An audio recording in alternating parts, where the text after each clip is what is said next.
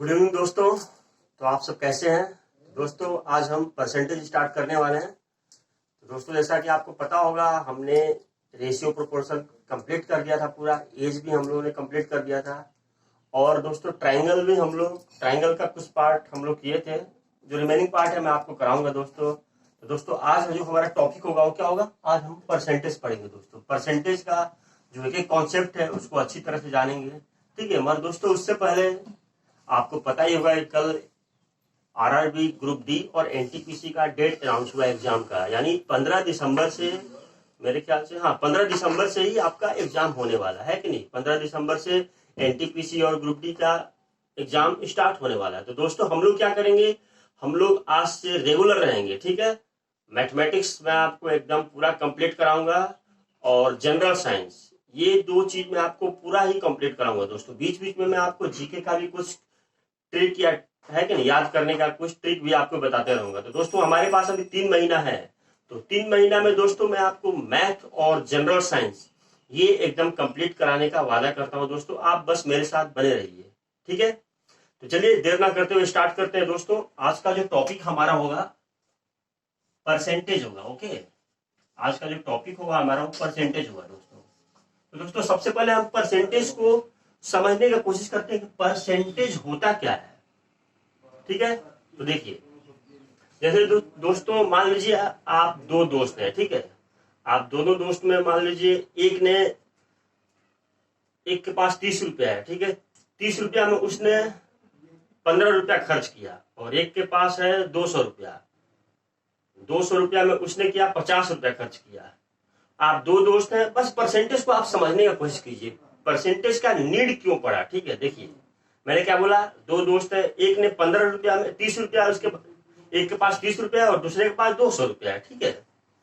एक ने क्या किया, 30 रुपया में 15 रुपया खर्च किया, और दूसरे ने 200 रुपया में 50 रुपया खर्च किया दोस्तों। तो आप बता सकते हैं कि किसने ज्यादा खर्च किया, यानी किसका खर्च करने का दर ज्यादा है। तो ये कैसे बताएंगे दोस्तों? ऐसे तो नंबर देख के आप बता नहीं पाएंगे ना कि किसने, मतलब किसका जो रेट जो है किसका ज्यादा है, अच्छा है, खर्च करने का जो रेट है किसका अच्छा है। तो दोस्तों, इसीलिए परसेंटेज का जरूरत पड़ा दोस्तों। परसेंटेज क्या होगा? जितना भी चीज है सभी को 100 में कंपेयर करना, यानी बेस वैल्यू को 100 लेना। बेस वैल्यू क्या होगा हमारा? 100। बेस वैल्यू जो होगा उसको हमने क्या माना? 100, ठीक है।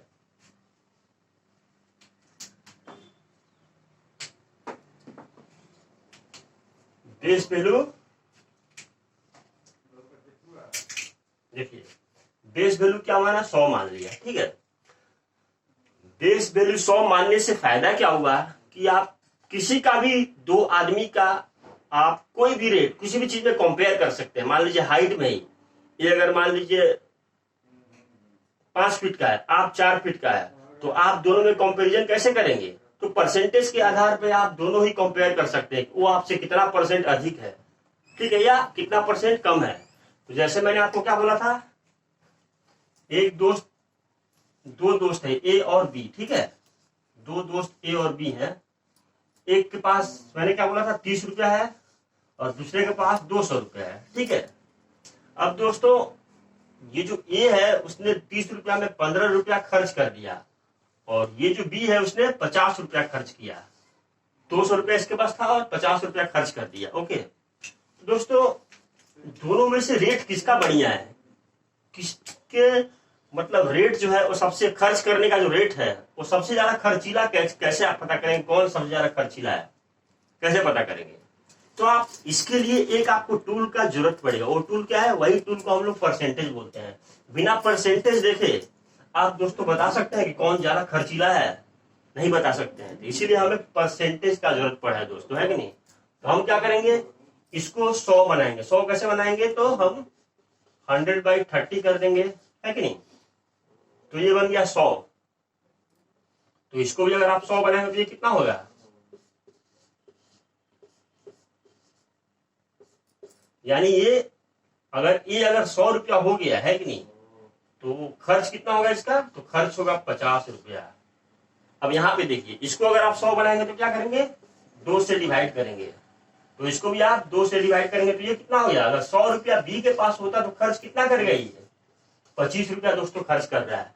अगर ए के पास 100 रुपया हो तो खर्च कितना कर रहा है, 50 रुपया। अगर बी के पास 100 रुपया तो खर्च कितना कर रहा है, 25 रुपया खर्च कर रहा है। इसका मतलब कौन सबसे ज्यादा खर्चीला है, तो सबसे ज्यादा खर्चीला आप किसको बोलेंगे कि 100 रुपया में ये 50 रुपया खर्च कर रहा है, मगर बी क्या कर रहा है, 100 रुपया में 25 रुपया ही खर्च कर रहा है। इसका मतलब ये जो है वो ज्यादा खर्चीला है दोस्तों, ठीक है। तो ये तो कॉन्सेप्ट रहा परसेंटेज। परसेंटेज इसीलिए आया ही है दोस्तों। परसेंटेज मतलब क्या, कितना भी नंबर है उसको आप परसेंटेज में कंपेयर कर सकते हैं, ठीक है। कौन बड़ा है कौन छोटा है, कितना परसेंट इंक्रीज हुआ कितना परसेंट डिक्रीज हुआ, ठीक है। तो 100 एक टूल है, एक ऐसा टूल है जिससे आप कंपेयर कर सकते हैं, ठीक है। तो चलिए आगे बढ़ते हैं।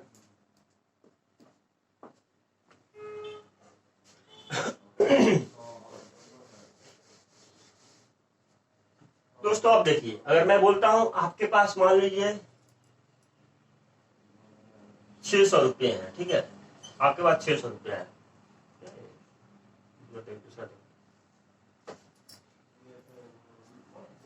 अगर आपके पास 600 रुपया है, ठीक है, तो 600 रुपया को अगर आप 100% मानते हैं, 600 रुपया को अगर आप 100% मानते हैं, ठीक है, 600 रुपया को आप अगर 100% मानते हैं तो आप बता सकते हैं इसका 10% कितना होगा, 10% कितना होगा। अगर 600 रुपया 100% और 10% क्या होगा, तो 10% के लिए आपको यहाँ पे लेफ्ट साइड से एक जीरो के बाद पॉइंट लगा देना है, यानी 10% कितना हो गया 60। अब मैं इसका अगर 1% आपसे बोलूं तो इसका 1%, 600 का 1% कितना होगा, 600 का 100 तो 600% है, 10% 60 हो गया। 1% इसका कितना होगा 600 का, तो 1% के लिए क्या करना पड़ेगा, 2 जीरो के बाद एक पॉइंट लगाइए, यानी 6 हो गया, यानी 1% कितना हो गया 6, ठीक है।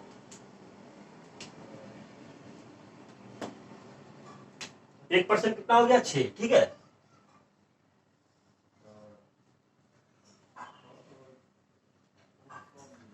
अब दोस्तों देखिए, अगर आपसे पूछ रहा है क्वेश्चन कि आपको निकालना है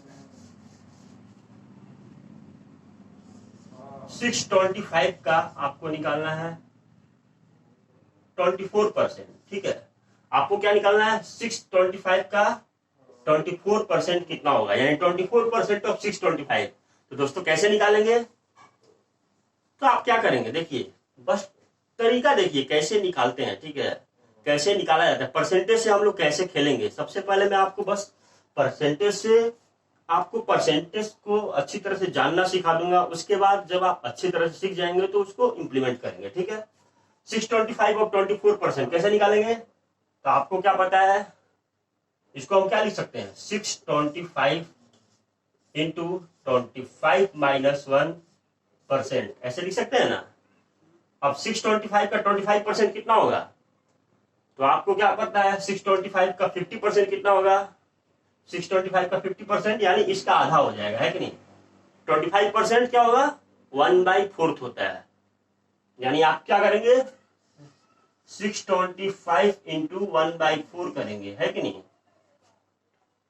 तो 625 इंटू 1/4 कितना, काटिए इसको, 15,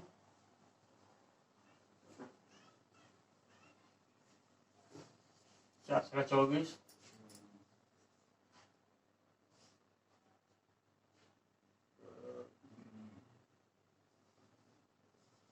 यानी 156.25, यानी 625 का 25% कितना होगा, तो 156.25 होगा। और 1% 625 का 1% कितना होगा, तो 1% कितना होगा 6.25 माइनस 6.25, ठीक है। तो आपका कितना आ गया करिए, यानी 156.25 में, ठीक है, आप क्या करेंगे 6.25 को माइनस करेंगे तो कितना आ गया 00, यानी 150, ठीक है। तो आपका आंसर कितना हो गया 625 का 24% कितना आएगा 150 आएगा दोस्तों, ठीक है। आप करके देखिएगा। तो दोस्तों ये तो हो गया परसेंटेज के बाद परसेंटेज निकालते कैसे हैं, परसेंटेज होता क्या है। पर दोस्तों अब हमें दोस्तों अब क्या करना है, देखिए अगर आपको परसेंटेज में अच्छा करना है तो आपको सबसे जो इंपॉर्टेंट टूल है परसेंटेज का क्या है, परसेंटेज टू फ्रैक्शन। ये अगर टूल आपको आता है परसेंटेज टू फ्रैक्शन कन्वर्ट करना, तो आप परसेंटेज में वाकई अच्छे हो जाएंगे। ठीक है, तो देखिए हम लोग उस टूल को हम लोग याद देखते हैं।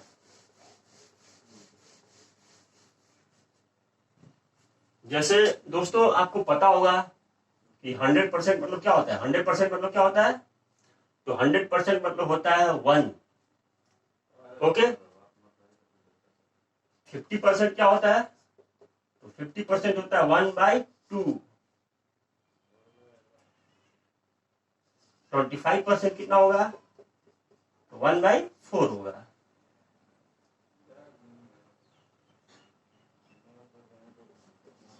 12.5% कितना होगा, तो क्या बोलेंगे 1/8।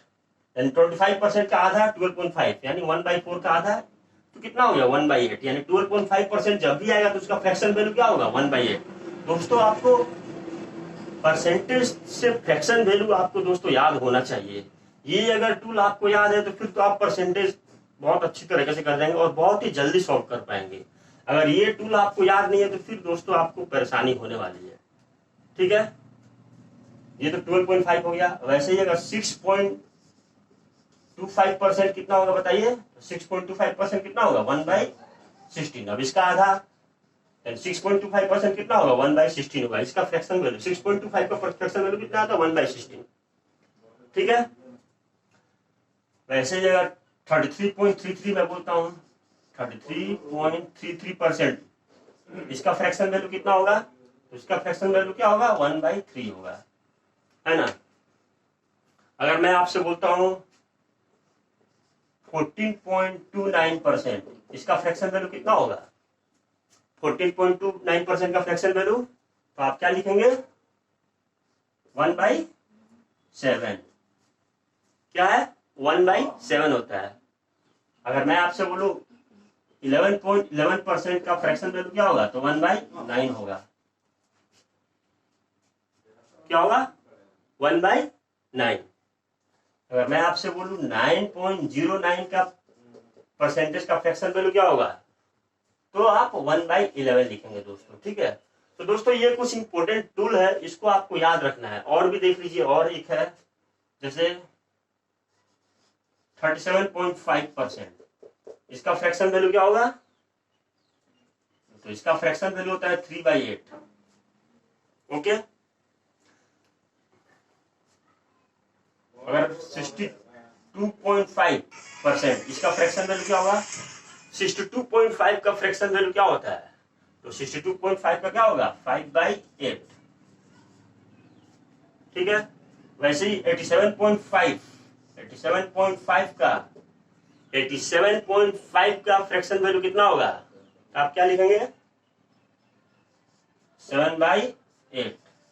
तो दोस्तों कहने का मतलब ये है कि ये जो फ्रैक्शन वैल्यू है आपको याद रहना चाहिए। मैंने आपको जितना भी इंपॉर्टेंट जो फ्रैक्शन है वो सभी मैंने आपको लिखवा दिया दोस्तों। एटलीस्ट आपको ये तो याद होना ही चाहिए, और सब याद हो ना हो मगर ये जो मैंने लिखवाया है ये दोस्तों आपको याद होना चाहिए। तो दोस्तों इसको याद करने में कोई बड़ा चीज थोड़ी है कि नहीं। देखिए आप 50% 1/2, उसका आधा किए 25% 1/4, उसका आधा 12.5% 1/8, उसका आधा 6.25% 1/16। अब 33.33% के आप जानते हैं 1/3 होता है कि नहीं। अब देखिए 14.29%, 14 क्या है 7 का आधा है कि नहीं, इसीलिए 14.29% क्या होगा 1/7। 11.11 क्या हो गया 1/9 होगा, याद रखिएगा इसको। ठीक है, 9.09 देखिए 11.11 क्या होता है 1/9, 11.11% 1/9। जब 9.09% होगा तो आप 1/11, ठीक उल्टा, ये दोनों ठीक उल्टा है दोस्तों। ठीक है, अब देखिए 37.5 कैसे आएगा दोस्तों, 12 3 जा कितना होता है 36। तो दोस्तों 12.5 कितना होता है 1/8। तो 12 को मैं जब 3 से मल्टीप्लाई करूंगा, यानी इस 1/8 को मैं 3 से मल्टीप्लाई करूंगा तो क्या होगा मेरा 3/8 आएगा। और दोस्तों ये 12.5 को जब मैं 3 बार मल्टीप्लाई करूंगा, 3 से मल्टीप्लाई करूंगा तो क्या होगा 37.5, यानी मेरा 1/8 को 3 से मल्टीप्लाई करूंगा तो 3/8 आएगा। और फिर यहाँ पे आइए 62.5, तो 62.5 कैसे आएगा, जब मैं 12.5 को 5 बार मल्टीप्लाई करूंगा, 5 से मल्टीप्लाई करूंगा तो क्या होगा हमारा 62.5 आएगा, यानी इसीलिए मैं 62.5 को 5/8 लिखा हूं। ठीक है, अगर 87.5 मुझे फाइंड करना है तो कैसे होगा, 12 7 जा कितना होता है 84, यानी 12.5 इंटू 7 87.5 आ जाएगा। ठीक है, आप करके देखिएगा 12.5 को जब 7 से आप मल्टीप्लाई कीजिएगा तो क्या होगा 87.5 आएगा। इसीलिए मैं 87.5 को क्या लिखता हूं 7/8, यानी 12.5% 1/8 होता है। जब 7 मल्टीप्लाई करूंगा तो मुझे यहां भी तो 7 से मल्टीप्लाई करना पड़ेगा, तो 7/8 होगा, है कि नहीं। तो दोस्तों इसीलिए बोलता हूं कि ये जो टूल है एटलीस्ट इतना तो आपको दोस्तों याद होना ही चाहिए। ठीक है, परसेंटेज को अच्छे से करने के लिए मैंने जितना आपको लिखाया है एटलीस्ट इतना आपको याद होना चाहिए। अगर ये भी याद है दोस्तों, ये जो है मैंने लिखवाया है सब इंपोर्टेंट लिखवाया है, इसी से यही डाटा रहता है एग्जाम में। ठीक है, परसेंटेज में अगर आप और ज्यादा याद करते हैं तो आपके लिए अच्छा है। ओके, इतना आपको याद होना चाहिए दोस्तों। ठीक है, इतना अगर आपको याद है तो आपको फिर एग्जाम में परेशानी नहीं होगा। ठीक है, तो चलिए परसेंटेज का जो बेसिक है उसको हम लोग देखते हैं दोस्तों। ठीक है दोस्तों, अगर ऐसा आपको एग्जाम में देखिए कैसा, अगर आपको दोस्तों ये याद नहीं होता है तो फिर आपको परेशानी आएगा। किस टाइप का परेशानी आएगा मैं आपको बताऊंगा। देखिए दोस्तों, देखिए क्वेश्चन देखिए, ठीक है, कॉन्सेप्ट है दोस्तों, क्वेश्चन नहीं है। अगर मैं बोलता हूं A is 37.5% taller than B क्या बोल रहा है, A is 37.5% taller than B. तो बोल रहा है by what percent B is smaller than A. Question क्या है दोस्तों, देखिए A is 37.5% taller than B, यानी ए जो है अगर 37.5% बड़ा है बी से, तो क्वेश्चन क्या पूछ रहा है by what percent B is smaller than A, तो कितना परसेंट से बी जो है ए से स्मॉल होगा, छोटा होगा। ठीक है, तो इसको आप कैसे करेंगे दोस्तों, अगर आपको ये फ्रैक्शन वैल्यू आपको अगर आता नहीं है तो देखिए इसमें कितना आपको परेशानी आएगा। ये बहुत ही छोटा क्वेश्चन है, इसको आप दिमाग से भी कर सकते हैं दोस्तों, मगर क्योंकि आपको ये फ्रैक्शन वैल्यू पता नहीं है इसीलिए आपको परेशानी आ सकती है। परेशानी कैसी आएगी देखिए, आप क्या करेंगे, ए इज 37.5% टॉलर देन बी, यानी आप क्या मानेंगे बी को आप बोलेंगे ये 100 है तो ए कितना होगा, तो ए आप लिखेंगे 137.5, है ना। अब ए 137.5 हो गया। अब क्वेश्चन क्या है, बी इज स्मॉलर देन ए, कितना परसेंट से बी जो है स्मॉलर हुआ ए से, तो कितना परसेंट है, ए कितना ज्यादा है, बी से ए कितना ज्यादा है 37.5, यानी 37.5 बाई कितना में 137.5 इंटू 100, यानी ये आपका आएगा आंसर। और दोस्तों इसको सॉल्व करने के लिए कम से कम अगर आप एग्जाम में जाएंगे तो इसको सॉल्व करने में आपको कितना टाइम लगेगा बताइए, तो इसको सॉल्व करने में 4 से 5 मिनट आराम से लग जाएगा। ठीक है, अगर आप वीक हैं तब तो समझ लीजिए पूरा पेपर ही आपका चढ़ जाएगा। ठीक है, यानी 1-2 मिनट तो इसमें लगेगा ही मिनिमम, है कि नहीं, 1 मिनट तो धर लीजिए रहेगा, मगर दोस्तों हमें 1 मिनट भी नहीं लगाना है कि नहीं। एग्जाम में 1 घंटा में 100 क्वेश्चन मिलता है, आपको सेकंड से भी मिनट से भी कम टाइम मिलता है एक क्वेश्चन के लिए, है कि नहीं। तो आपको क्या करना है, इसको बहुत ही जल्दी करने की कोशिश करना है। इसीलिए मैं बोल रहा हूं कि ये सब वैल्यू आपको याद नहीं रखना है। आपको परसेंटेज में ये जो फ्रैक्शन वैल्यू है आपको एटलीस्ट 1 से लेकर 20 तक 1 to 20 आपको याद करना ही है, तभी आप दोस्तों इस टाइप के क्वेश्चन को आसानी से कर पाएंगे, माइंड में ही कर लेंगे। ठीक है, तो कल का जो सेशन होगा दोस्तों, कल हम लोग क्वेश्चन स्टार्ट करेंगे। आज तो मैं बस आपको बेसिक बता रहा हूँ। कल का जो सेशन होगा वो कितना भी क्वेश्चन होगा इस परसेंटेज से लेकर स्टैंडर्ड क्वेश्चन में वो आपको यहाँ पे कराऊंगा। और उससे पहले आपको दोस्तों ये जरूर आपको एटलीस्ट 1 से 20 अगर वो नहीं याद हो रहा है तो ये जो मैंने लिखा है ये इंपोर्टेंट जितना भी है मैंने लिख दिया है, ये आपको याद होना ही चाहिए दोस्तों। ठीक है, तो चलिए हमें ऐसे एग्जाम में नहीं करना है। आप देख रहे हैं कितना प्रॉब्लम हो रहा है, तो देखिए आपको क्या करना है। क्या बोल रहा है दोस्तों, ए इज 37.5% टॉलर देन बी। तो देखिए ये बी है, बी से कितना टॉलर है 37.5%। तो आपको क्या पता है 37.5% का वैल्यू क्या होता है, तो 3/8 होता है। देखिए 37.5% कितना होता है 3/8 होता है कि नहीं। तो ए जो है 37.5% टॉलर है बी से, तो अगर बी अगर फ्रैक्शन वैल्यू कितना होता है इसका फ्रैक्शन वैल्यू होता है कितना 3/8, ठीक है। तो क्या बोल रहा है b अगर मेरा 8 होगा तो a कितना होगा, तो 8+3 यानी कितना 11, यानी a मेरा 11 हो गया और b कितना हो गया 8 हो गया दोस्तों, ठीक है। अब क्या पूछ रहा है by what percent b is smaller then a, तो कितना परसेंट b जो है a से छोटा होगा। तो देख लीजिए b कितना है 8 है, a 11 है, कितना ज्यादा है कितना छोटा है 3 छोटा है कि नहीं। b जो है a से कितना छोटा है 3 छोटा है, तो आप लिखिए 3 छोटा है कितने में 11 में, तो 100 में कितना होगा, यही आप करेंगे है कि नहीं। और दोस्तों आपको क्या पता है, आपको पता है कि देखिए तो 3/11 है कि नहीं, आप 3/11 इंटू 100 करेंगे, यानी देखिए इसको तो आप ऐसे भी, ये तो 300/11 इजी है कि नहीं। 137.5 जो है 37.5/137.5 उससे तो इजी है ये, इसको तो आप आराम से कर सकते हैं। मगर ये भी आपको अगर टफ लगता है तो देखिए अगर आपको 1 to 20 याद है तो आपको पता है कि 1/11 क्या होता है, 1/11 जो है क्या है 9.09% होता है कि नहीं। तो परसेंट जब आएगा तो ये 100 तो मेरा ऐसे ही कट जाएगा है कि नहीं। तो मुझे क्या पता है 9.09 क्या होता है 1/11 होता है, तो मैं इसको क्या लिखूंगा 1/11 इंटू 3 होगा, यही होगा मेरा।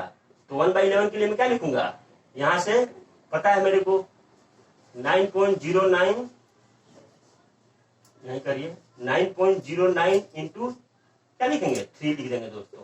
तो 9.09 इंटू 3 कितना होगा 9 3 या 27 इंटू 27 पॉइंट कितना हो गया 27 है कि नहीं। देखिए 9.09 इंटू 3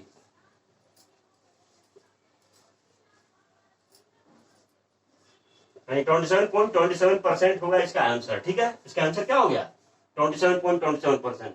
तो दोस्तों आपको देख ही रहे हैं कि आपको अगर फ्रैक्शन याद होगा तो आप कोई भी क्वेश्चन को है कि नहीं, ये जो डाटा है ये टफ लगता है, ये अगर वैल्यू एग्जाम में दे देता है, देखिए क्वेश्चन तो बहुत इजी है दोस्तों है कि नहीं, मगर क्योंकि आपका जो परसेंटेज है वो एक अच्छा वैल्यू नहीं है कि नहीं, आप इस वैल्यू से हमेशा अवगत नहीं रहते हैं। आप जनरली क्या जानते हैं 50%, 10%, 20%, 25%। अगर यहाँ पे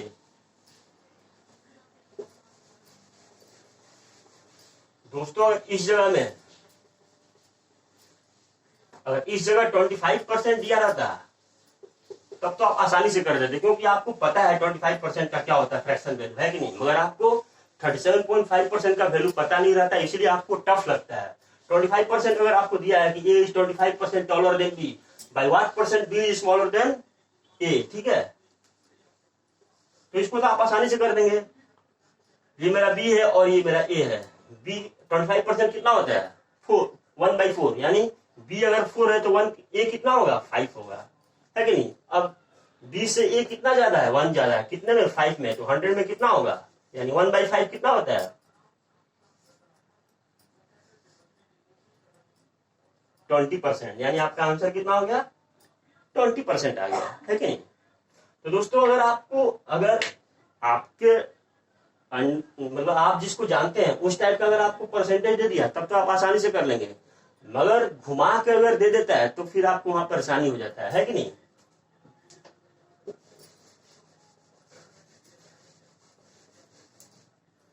अगर लिखा हुआ है ए इज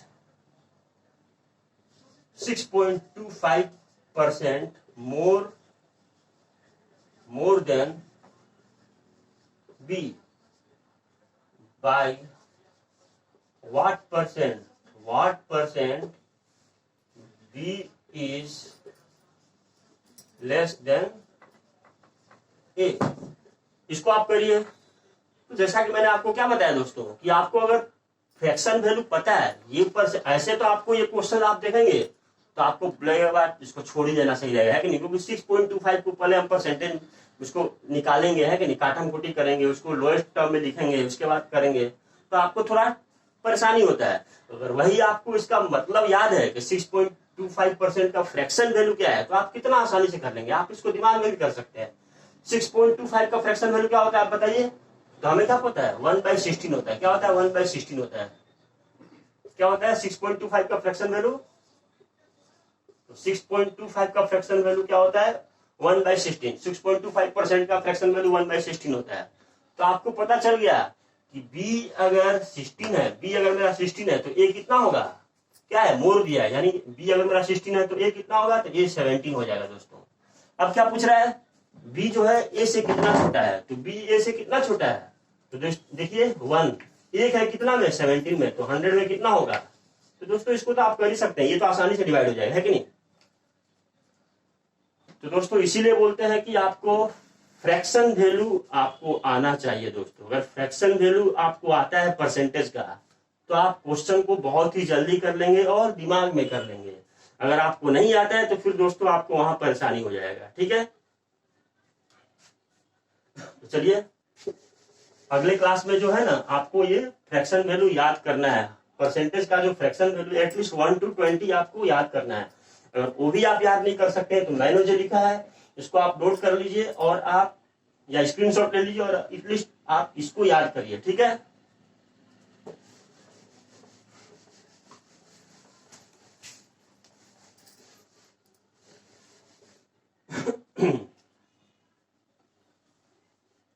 अब दोस्तों देखिए कुछ टर्म देख लीजिए, आपको है कि नहीं जरूरत पड़ सकता है। जैसे अगर बोला है कि A is 10% more than B, इसका मतलब क्या होगा। दूसरा है A is 10% less than B। तीसरा है A is 10% ऑफ B, ठीक है।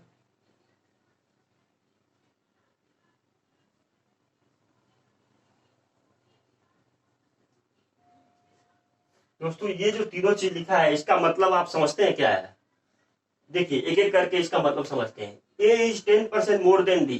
दोस्तों एक चीज याद रखिएगा, जब भी देन किसी के साथ लगा रहता है ना, देन B, तो वहां पे आपका डिनोमिनेटर क्या होगा, जो देन के साथ जो लेटर है वही डिनोमिनेटर होगा। यानी मेरा डिनोमिनेटर क्या होगा, यहाँ पे देन के साथ क्या है B, तो B मेरा नीचे आएगा और A मेरा क्या आएगा दोस्तों, ऊपर आ गया।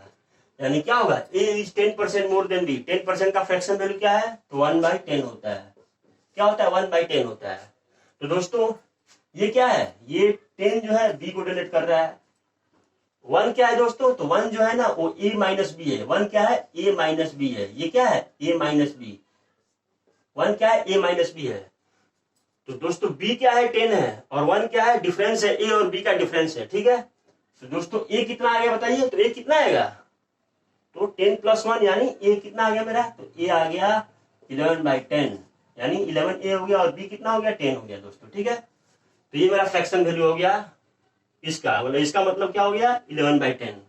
अब देखिए A is 10% less than B, इसका मतलब क्या हुआ, तो मैंने आपको क्या बोला था, जिसके साथ देन है उसको नीचे करिए डिनोमिनेटर में। तो ये B हो गया और ऊपर वाला A हो गया, है कि नहीं। अब क्या बोल रहा है, A is 10% less than B। 10% less मतलब क्या हो गया, आपको पता है 10% का फ्रैक्शन वैल्यू क्या होता है, 1/10 होता है। अब क्या है, लेस है, 10% लेस देन B, यानी 10 का 10% कितना होता है, 1 होता है। तो 1 कम है, यानी क्या है, 10 - 1 कितना हो गया, 9, यानी 9/10 आ गया, है कि नहीं। अब इसमें आइए, इसमें क्या है, A is 10% ऑफ B। इसका मतलब क्या है कि ऑफ जिसके साथ आता है वो हमेशा देन ऑफ, ये जिसके साथ आएगा वो हमेशा नीचे आएगा, यानी डिनोमिनेटर में आएगा, है कि नहीं। और ऊपर क्या आएगा, A आएगा, ठीक है। तो क्या आ गया ये बताइए, 10/100, यानी कितना आ गया, 1/10 दोस्तों, ठीक है। ये जरूरत नहीं है, यानी A भाई आप B क्या लिखेंगे, 1/10, डायरेक्ट आप 1/10, क्योंकि यहाँ पे ना इंक्रीज लिखा है ना डिक्रीज लिखा है, सिर्फ लिखा है A is 10% ऑफ B। तो 10% का आप फ्रैक्शन वैल्यू जानते हैं 1/10, बस यही होगा, है कि नहीं। तो दोस्तों ये जो कुछ टर्म है आपको आना चाहिए दोस्तों, ठीक है। ये सब चीज को ही लेके हम लोग जो बड़े बड़े क्वेश्चन आएंगे उसको हम लोग डील करेंगे दोस्तों। और कुछ बेसिक कॉन्सेप्ट देखिए क्या है,